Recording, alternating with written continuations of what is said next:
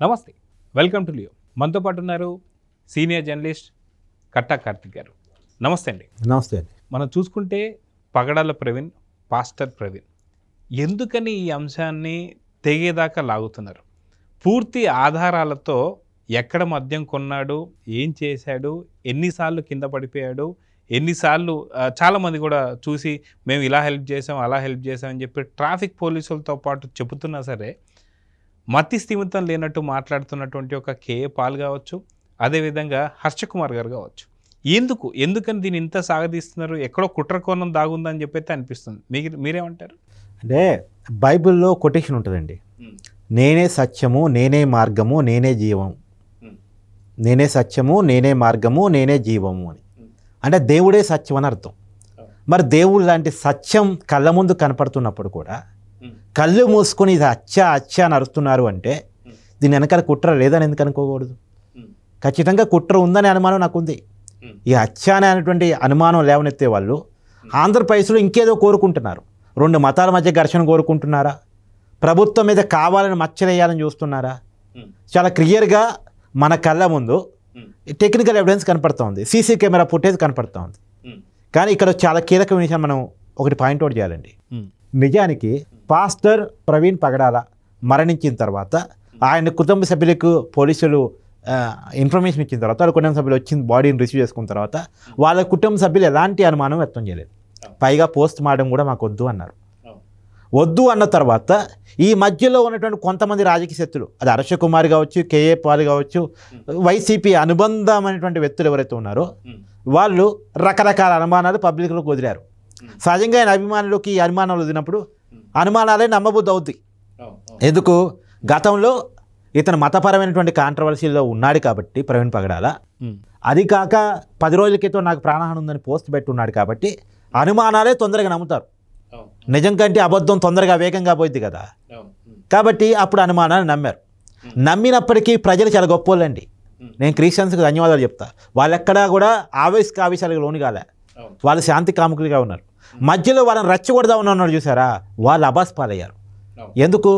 ఇవాళ ఎల్బీ నగర్ నుంచే అంతకుముందు ఏం చెప్పారు, విజయవాడ తర్వాత ఏలూరులో మద్యం కొన్నాడంటే అసలు విజయవాడ తర్వాత ప్రయాణం చేసింది ప్రవీణ్ పగడాలే కాదు, అది ఇంకెవరో. ఇదంతా ఒక డ్రామా, ఇదంతా ఒక క్రియేషను అని చెప్పి ఒక ఏ టెక్నాలజీ ద్వారా ఇదంతా క్రియేట్ చేశారు ఏదో చెప్పారు. ఇప్పుడు తెలియని విషయం ఏంది? అసలు అలా కాదు. 24వ తారీఖు ఉదయం 11 గంటలకి ప్రవీణ్ పగడాల హైదరాబాద్లో తన ఇంటి నుంచి బయలుదేరితే 12:13కి అంటే గంట వ్యవధిలోనే, గంట లోపే, అంటే 11 తర్వాత బయలుదేరాడు అంటున్నారు, ఎగ్జాక్ట్ టైం లేదు కానీ 12:13కి ఎల్బీ నగర్ నాగోల్ దగ్గర ఉన్నటువంటి ఒక వైన్ షాప్లో వైన్ కొన్నటువంటి కేవలం సీసీ కెమెరా ఫుటేజ్ మాత్రమే కాదు, అతను యూపీఐ చేసినటువంటి ట్రాన్సాక్షన్ కూడా, ఫోన్పే చేసిన ట్రాన్సాక్షన్ కూడా బయటకు వచ్చింది. దాంట్లో ఆయన మొబైల్ నెంబర్ కనపడతా ఉంది, ఏ షాప్కి ఫోన్పే చేశాడో కనపడతా ఉంది, 950 రూపాయలు అమౌంట్ చేసినట్టు కూడా కనపడతా ఉంది. ఇప్పుడు ఏం చెప్తారు?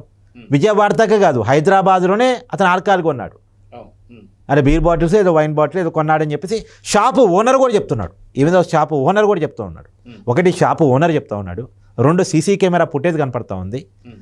ఇంత క్లియర్ కట్ ఎవిడెన్స్ ఉన్న తర్వాత కూడా ఫోన్పే ట్రాన్సాక్షన్ కనపడుతున్నప్పుడు కూడా ఇప్పుడేం బుక్కాయిస్తారు ఇక? సరే ఇదంతా పోనండి, అది దాటి కూడా అతను కీసర్ దాటక ముందే టోల్గేట్ దగ్గర కింద పడ్డాడంట. అక్కడ ఉన్న స్థానికులు చూసి ఏమైంది, ఎందుకు కింద పడ్డా అని చూసి కొద్దిగా ఏదో చేపిస్తారు కదా, ప్రాథమిక శిక్ష చేస్తారు కదా మనిషి కింద పడ్డప్పుడు, చేసి పంపించేశారట. తర్వాత కోదాడ దగ్గర మరొకసారి మద్యం బాటిల్ సీసీ కెమెరా ఫుటేజ్ బయటకు వచ్చింది. అప్పటికే ఎడ్డెడ్ పగులు ఉంటాం. అంటే ఎన్నిసార్లు కింద పడ్డాడు బండి మీద నుంచి? ఇప్పుడు ఏదో అపస్మారక స్థితిలో పడిపోవటం ఫలితంగా నేను ఇంకొక విషయం కూడా క్లియర్గా అడదలుచుకున్నాను అండి. మార్చి 24వ తారీఖు, మార్చి నెల ఎండలు ఎలా ఉన్నాయి, ఎంత దారుణంగా ఉన్నాయి. ఖచ్చితంగా వడదెబ్బ తగిలే ప్రమాదం ఉంటుంది. బండి మీద బైక్ మీద డ్రైవ్ చేయడం అంటే చిన్న విషయం కాదు. రోజువారీ ఎండలో ప్రయాణం చేసే వ్యక్త కాదు, రోజు బైక్ తోలే వ్యక్త కాదు, బైక్ రైడరా కాదు. జనరల్గా అతను ఏదో రాజమండ్రి వెళ్దామని, మరి ఎందుకు ఎండలో పోవాలనిపించిందో నాకు తెలియదు, ఎందుకు వెంటనే మద్యం తీసుకున్నాడో తెలియదు. అది మద్యం తాగాలనుకుంటే విజయవాడలో ఆగి ఫ్రెండ్స్ దగ్గర తాగి ఆ రోజు సగం స్టే చేసి తర్వాత రోజు రాజమండ్రి వెళ్ళొచ్చు.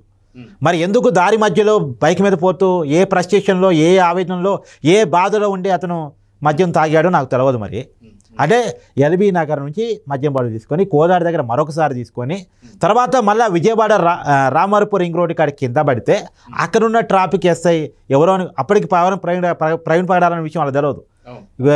ఎవరో బండి మీద కింద పడ్డాడని చెప్పి అక్కడ ఉన్న ఆటో డ్రైవర్ సాయంతో రోడ్డు పక్కన కూర్చోబెట్టి కౌన్సిలింగ్ ఇచ్చేస్తే అప్పుడు చెప్పుకున్నాడు నేను ప్రవీణ్ పగడాల పాస్టర్ అని చెప్పేసి. సరే అయినా సరే మీరు ఎవరైనా సరే ఈ టైంలో జర్నీ చేయొద్దు. అప్పుడు పోలీసులు అనుకుంది వడదెబ్బ తగిలిందేమో అనుకున్నారంట. పక్కన ఉన్నటువంటి పార్కులో రెస్ట్ తీసుకుని 3 గంటల తర్వాత సో కొంత రెస్ట్ మోడ్లోకి వెళ్ళి బయటకు వచ్చేయాలి అని ట్రాఫిక్ పోలీసులు చూస్తున్నట్టుంటే ఆ టైంలో అక్కడ నుంచి వెళ్ళిపోయినటువంటి అంటే ఒక ఛాయ్ కూడా దాపిచ్చారట పోలీసులు. అప్పటికే హెడ్ పగిలిపోయిన పరిస్థితి. హెడ్ లేకుండా నువ్వు జర్నీ చేయొద్దంటే నేను బాగు చేయించుకుంటాను పక్కన ఉన్న మెకానిక్ షాప్లోకి అని చెప్పేసి అట్లా వెళ్ళిపోయి మళ్ళీ ట్రావెల్ స్టార్ట్ చేసి మళ్ళీ ఏలూరు బైపాస్ నుంచి 3 కిలోమీటర్ల లోపలికి వెళ్ళి మళ్ళీ ఇంకో వైన్ షాప్లో మద్యం సీసా కొని ఆ సీసీ కెమెరా ఫుటేజ్ కూడా ఉంది, ఆ యూపీఐ ట్రాన్సాక్షన్ కూడా ఉంది. ఎంత కీలకమైన ఎవిడెన్స్ ఉందంటే అండి ఆ ఏలూరు షాప్లో పే చేసినటువంటి యూపీఐ ట్రాన్సాక్షను ఎల్బీ నగర్ దగ్గర ఇందాక నాగోల్ దగ్గర అని చెప్పాను కదా పే చేసిన ఫోన్పే ట్రాన్సాక్షను 2 సరి చూసినప్పుడు 2 ఒకే నెంబర్తో ఉన్నవి. అంటే అవి ప్రవీణ్ పగడాలే చేసినట్టు క్లియర్గా ఎవిడెన్స్ ఉంది. అయితే కట్టా కార్తిక్ గారు నాకు కొన్ని అనుమానాలు ఉన్నాయి. ఒకటి ఏంటంటే దాదాపు 2 నుంచి 3 లగ్జరీస్ కార్స్ పగడాల ప్రవీణ్కి ఉన్నాయని చెప్పేసి ఒకటైతే ఆ 2-3 ఉన్న కార్లలో ఎందుకని ప్రయాణించలేదు, ఎందుకని బుల్లెట్ మీద వెళ్ళాడనేది ఒకటైతే, రెండోది వచ్చేసి సొంత కుటుంబ సభ్యులైనటువంటి వాళ్ళు ఎవరైతే ఉన్నారో వారు అసలు అనుమానం వ్యక్తం చేయకుండా ఆ దేవుడికే అన్నీ తెలుసు ఆ దేవుడి మీద వదిలేస్తున్నామని చెప్పి వీళ్ళన్న తర్వాత వీళ్ళు ఎందుకని మధ్యవర్తులుగా ఉన్న వాళ్ళు వీళ్ళు ఎందుకని దీన్ని హైలైట్ చేస్తున్నారు ఒకటైతే, ఇంకొకటి వచ్చేసి దాదాపు ఒక టోల్గేట్ నుంచి ఇంకో టోల్గేట్కి క్రాస్ అయ్యేటువంటి టైం చూసుకుంటే దాదాపు 120 నుంచి 140 స్పీడ్ వెళ్తే కానీ ఇంకో టోల్గేట్కి వెళ్ళారు. ఎందుకని ఇంత స్పీడ్గా మద్యం తాగి వెళ్తున్నాడు అంటే ఏదో ఫ్రస్ట్రేషన్లో ఉన్నాడు అనేది ఒకటైతే అర్థమవుతుంది. ఇది కుటుంబ సమస్యలు అనుకోవచ్చా? అందుకే కుటుంబ సభ్యులు కూడా ఏదో ఇప్పటిదాకా మళ్ళీ ఒక వార్త వస్తుంది ఏంటంటే అసలుకి ప్రవీణ్ పగడాల శరీరానికి కావచ్చు పార్థివ దేహానికి కావచ్చు పోస్ట్ మార్టం కూడా అవసరం లేదు అని చెప్పేసి అన్నారు కుటుంబ సభ్యులు అనేది ఒకటి వస్తుంది బయటికి. సో మొత్తాన్ని దీన్ని ఎలా చూడాలంటారు? ఎటువైపు ఈ అనుమానాలు వెళ్తున్నాయి? అనవసరంగా పగడాల ప్రవీణ్ చనిపోయిన తర్వాత కొంత సానుభూతి ఉండేది, ఇప్పుడు అనవసరంగా దీన్ని ఎవరైతే మధ్యవర్తులు దీన్ని లాగుతున్నారో ఆయన మద్యంగా ఉన్నాడని ఇవన్నీ బయటపడుతున్నాయి, ఉన్న సానుభూతి కూడా పోతుంది. దీన్ని ఎలా చూడాలి? మామూలుగా అయితే అండి ఏ జరిగినా సరే మద్యం వల్ల చనిపోయినా ఇంకేదన్నా కారణం వల్ల చనిపోయినా పోలీసులు మీరు అడిగినా అడగకపోయినా ఒకరోజు లేటుగానైనా ఎవిడెన్స్ మొత్తం సేకరించేసి కుటుంబ సభ్యుని పిలిచి వాళ్ళు కౌన్సిలింగ్ ఇచ్చి దీనివల్ల చనిపోయాడనేది చెప్తారు. అది 4 గోడల మధ్య జరిగింది. కానీ వీళ్ళ అనుమానాలు లేవనెత్తడం వల్ల ఈ సమాజంలోకి వెళ్ళిపోయింది. ప్రతి విషయాన్ని సమాజం మొత్తం చెప్పాలని పరిస్థితిలోకి వెళ్ళిపోయింది. ఇవాళ ప్రవీణ్ పగడాల మద్యం తాగాడు, ఎక్కడెక్కడ మద్యం కొన్నాడు, ఎక్కడెక్కడ కింద పడ్డాడు, ఎక్కడెక్కడ లేచాడు, రోడ్డు పక్కన ఎలా కూర్చున్నాడు, తర్వాత పార్కులు ఎలా, ఈ విషయాలన్నీ పబ్లిక్లోకి వచ్చేసాయి. మామూలుగా అయితే పబ్లిక్లోకి ఇవన్నీ రావు, కుటుంబ సభ్యులకు మాత్రమే తెలుస్తాయి. కానీ వ్యక్తిగత జీవితం పబ్లిక్ కావడానికి కారణం ఎవరు? ఇది అచ్చా అని పబ్లిక్ని రెచ్చగొట్టిన వాళ్ళు కాదా? ఇవాళ ఆ మనిషి చనిపోవటం వల్ల కుటుంబం ఎంత బాధపడుతుందో అంతకుమించి ఈ ఎవిడెన్స్ అంతా బయటికి రావటం వల్ల బాధపడుతుంది, ఈ చర్చల వల్ల బాధపడుతూ ఉంది. ఇవాళ ప్రవీణ్ పగడాల కుటుంబాన్ని కానీ ప్రవీణ్ పగడాల అభిమానులు కానీ క్రిస్టియన్స్ని కానీ ఇబ్బందికి గురి చేసింది ఎవరు? వాళ్ళ మీద ప్రేమ నటిస్తూ ఇది అచ్చాని డిమాండ్ చేసిన వాళ్ళు కాదా? వీళ్ళ ఉద్దేశం ఏంటి? రాష్ట్ర ప్రజల మధ్య చిచ్చు పెట్టి ఆ చిచ్చులో లేగుతున్న మంటతోటి చలిగాచుకోవాలనే కారణం చేత, శాంతిగా ఉంటున్న ఆంధ్రప్రదేశ్ ప్రజల మధ్య చిచ్చు పెట్టాలనే కారణం చేత, ఆంధ్రప్రదేశ్లో శాంతి భద్రతలు లేవు అని చెప్పి వచ్చే కంపెనీని ఆపాలనే కారణాన్ని మనసులో పెట్టుకొని ప్రభుత్వాన్ని బదనాం చేయాలని చెప్పేసి జగన్మోహన్ రెడ్డి గారి కుట్రలో భాగస్వాములే చేసినటువంటి ప్రచారం ఫలితంగా ఇవాళ ఎవరు ఏడుస్తున్నారు, ఎవరు ఇబ్బంది పడుతున్నారు? ప్రవీణ్ పగడాల కుటుంబం ఇబ్బంది పడుతూ ఉంది, ప్రవీణ్ పగడాల అభిమానులు ఇబ్బంది పడుతూ ఉన్నారు, సగటు క్రిస్టియన్ ఇబ్బంది పడుతూ ఉన్నాడు. ఏం అవసరం ఇది? ఏం అవసరం ఇది? ఇప్పుడు నీకున్న అనుమానాలు పోలీసులు చెప్పాలి, కానీ పబ్లిక్గా మీడియా ముందుకు వచ్చి మాట్లాడి ఏం చెప్పదలుచుకున్నారు మీరు? ఏం సందేశం ఇవ్వదలుచుకున్నారు మీరు? వీరు అసలు క్రిస్టియన్సేనా? హర్ష్ కుమార్ గారు కానీ లేదా కేఏ పాల్ గారు కానీ ప్రపంచ శాంతి దూత అని చెప్పుకుంటారు కదా. ఆంధ్రప్రదేశ్లో అశాంతికి అగ్గి రాజేయాలని చూశాడు కదా. ప్రజలు శాంతి కాముకులు కాబట్టి ఓకే, లేకపోతే ఏం జరుగుండేది? ఆ జరుగుండంటే ఎవరు బాధ్యత వహించి ఉండేవాళ్ళు? నిజానికి ఇక్కడ ప్రభుత్వం వెంటనే రెస్పాండ్ అయింది కాబట్టి, చంద్రబాబు నాయుడు గారు, లోకేష్ గారు, పవన్ కళ్యాణ్ గారు వెంటనే రెస్పాండ్ అయ్యారు కాబట్టి, ఎంక్వైరీ టైం టు టైం నడిచింది కాబట్టి, ప్రతి సీసీ కెమెరా పట్టుకోగలిగారు కాబట్టి ఇలా సమాజంలోకి మళ్ళా వాస్తవం వెళ్ళింది. కానీ ఈ వాస్తవం వెళ్ళిపోయి అబద్ధం ప్రపంచాన్ని చుట్టేసిందిగా. ఇవాళ ఈ వాస్తవాన్ని నమ్మాలంటే కూడా చాలా ఇబ్బందిగా ఉంది ప్రజలకి. ఏదో భూమి గుండ్రంగా ఉందంటే అతను చంపేశారంట. ఎందుకు బల్లపరపుగా ఉంటుందని అప్పటిదాకా నమ్మారు కాబట్టి. ఇప్పుడు వాస్తవాన్ని నమ్మాలన్న అదే పరిస్థితి.